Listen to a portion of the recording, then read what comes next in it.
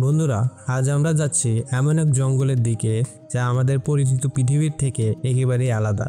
এই জঙ্গলের মধ্যে বাস করছে এমন এক উপজাতি যারা প্রতিদিনের কাজ শুরু করে একেবারে অদ্ভুত রীতিতে। প্রথমেই তারা গাঁজা খায়, তারপর শিকার করতে বের হয়। হয়তো আপনি ভাবছেন গাঁজা খেয়ে শিকার করা সম্ভব কিনা, কিন্তু তাদের জন্য এটি স্বাভাবিক। এটি তাদের জীবনের এক নিয়ম। গাঁজা তাদের মনকে স্থির করে, দৃষ্টি তীক্ষ্ণ করে এবং শক্তি যোগায়। জঙ্গলের ভেতর আমরা দেখি ঘন কুয়াশা, সূর্যোদয়ের হালকা আলো, পাখির ডাক আর ছোট ছোট প্রাণীর নড়াচড়া। শিকারীরা ধীরে ধীরে এগোচ্ছে, প্রতিটি পদক্ষেপ সতর্কতা, প্রতিটি নিঃশ্বাসের নিয়ন্ত্রণ। তারা যেন জঙ্গলের সঙ্গে এক হয়ে গেছে।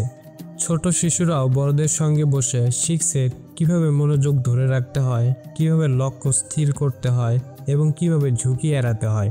শিকার তাদের জন্য শুধু খাদ্য নয়, এটি জীবনে শেখার এক ধরনের শিক্ষা। শিকার শুরু হলে নিঃশ্বাস ধরে রাখা, ধীরে ধীরে এগিয়ে যাওয়া, লক্ষ্য স্থির করা সবই যেন এক ধরনের শিল্প। শিকারী একটি বানর লক্ষ্য করছে, ধীরে ধীরে এগোচ্ছে, নিঃশ্বাস ধরে রাখছে। শিকার শেষে তারা ঘরে ফিরে আসে এবং একসঙ্গে আনন্দ উদযাপন করে, নাচে, গান করে, গল্প করে। এতে করে পরিবার ও সম্প্রদায়ের সঙ্গে সম্পর্ক আরও গাঢ় হয়। কখনো তারা একসাথে বসে গাঁজা খায়, কখনো গল্প করে, কখনো পরের দিনের শিকার সম্পর্কে পরিকল্পনা করে। এটি তাদের জীবনকে আরও সুন্দর করে তোলে। খাবারের সময় রান্না করা হয় প্রাচীন রীতিতে। পশুর মাংস, ফল এবং জঙ্গলের অন্যান্য উপাদান দিয়ে তৈরি হয় খাবার। কেউ অন্যকে শেখাচ্ছে কিভাবে রান্না করতে হয়, কেউ একে অন্যকে রান্নার কাজে সাহায্য করছে। খাবার শুধু পুষ্টির জন্য নয়, সামাজিক বন্ধনও শক্তিশালী করে। শিকারীরা একে অপরকে সাহায্য করে এবং জীবনের শিক্ষাগুলো ছড়িয়ে দেয়। গল্পগুলো তাদের শেখায় ধৈর্য, সাহস এবং প্রকৃতির সঙ্গে সংযোগ। রাত হলে জঙ্গল শান্ত হয়ে যায়। শিকারীরা আগুনের পাশে বসে বিশ্রাম নেয়। শিশুদের গল্প বলা হয়, শিকার ও জীবন সম্পর্কে আলোচনা করা হয়।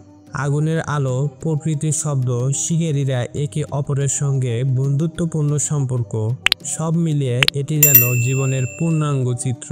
শিশুরা ছোটবেলা থেকে শিখতে শুরু করে। তারা বড়দের কাছ থেকে শিখছে কিভাবে শিকার করতে হয়, কিভাবে লক্ষ্য স্থির করতে হয়, কিভাবে ঝুঁকি এড়ানো যায়। শিকারীরা একে অপরকে সাহায্য করছে, কৌশল শেখাচ্ছে এবং পরবর্তী দিনের পরিকল্পনা করছে।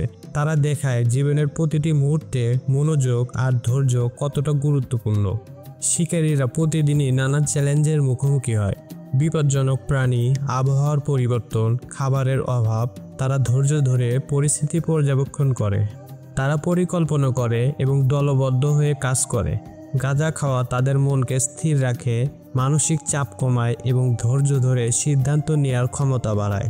এই উপজাতির জীবন আমাদের শেখায় প্রকৃতির সঙ্গে সম্পর্ক কতটা গভীর হওয়া উচিত। ধৈর্য ও মনোযোগ মানুষকে কেমন শক্তিশালী করে। সামাজিক বন্ধন ছাড়া মানুষ অসম্পূর্ণ, আর সাহসী মনোবল থাকলে যে কোনো কঠিন সময় অনেক সহজ হয়ে যায়। তাদের কাছে প্রতিটি মুহূর্ত এক একটি শিক্ষা। রান্না করা, শিকার করা, গল্প করা, গান গাওয়া সবই জীবনের একটি পার্ট।